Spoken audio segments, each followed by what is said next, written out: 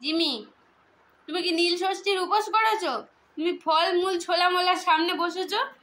হ্যাঁ, তুমি কি নীল ষষ্ঠীর উপোস করেছো? ও বাবা, তরমুজ খাচ্ছে। এই ছোলাটা খাবে, এই ছোলাটা খাবে। ও বাবা, তরমুজের দিকেই লক্ষ্য। আবার এইটা কে খাবে? এইটা কে খাবে?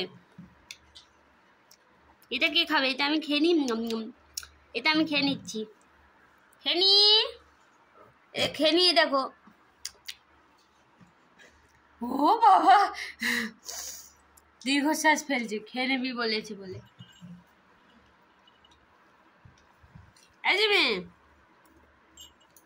বাবা, দেখি পেটটা, নীল ষষ্ঠীর উপোস করেছো, তোর পেটটা এত টাইট কিসের জন্যে?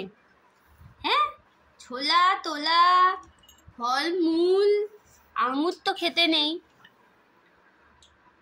ছেচ ফিনিচ, ওই জন্য তো তরমুজ খাচ্ছি না।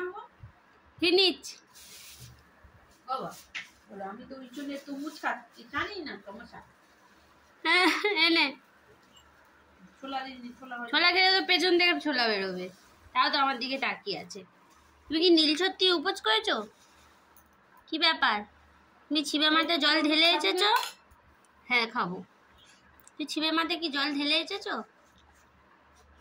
তুমি এত আমাদের সব খাবার দাবার গুলো খেয়ে নিচ্ছ। তুমি কি ব্যাপারটা কি? এতে খোসা। ও বাবা, তাকিয়ে বসে পড়লো এবারে। কি কার? আমার ঝিমির না? এ বাদ জিমি বাদ। এই দেখো আমি খেয়ে নিচ্ছি। এটা আমার জন্য কাটছে। কি বিত্তিয়া, আমার মা আমার দিচ্ছে। তুই রাখ, খুচি খা। মুখ দেখো।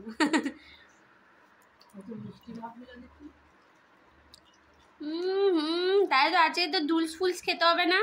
নীল ষষ্ঠী উপোস করছো, তাহলে ফলমূল খেয়ে থাকো। কি ব্যাপার, ফলমূল খাবে তো শুধু, নাকি আবার অন্য কিছু খাবে? চিকন টিকন খাবে? খেতে হবে।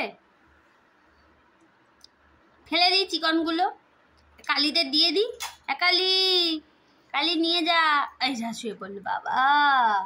ফল খেয়ে পেট একদম বোম ভোলা হয়ে গেছে। ঠিক আছে,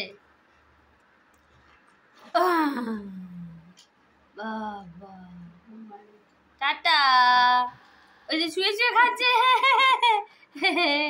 শুয়ে শুয়ে খাচ্ছে। বাবা রে, হ্যাংলা রে, হ্যাংলা আবার মাজা খাবে।